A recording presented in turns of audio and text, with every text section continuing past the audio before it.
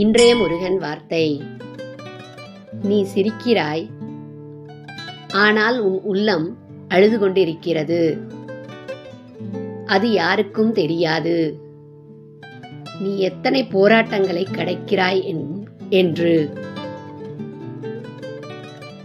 மௌனமாக நடந்து கொண்டு முருகனிடம் மட்டும் உன் வலிகளை சொல்கிறாய். அந்த நொடியில்தான் அவன் உன் கண்களில் வலியாக பேசுகிறான். நான் இருக்கிறேன் என்று சொல்லாமலே உணர்த்துகிறான்.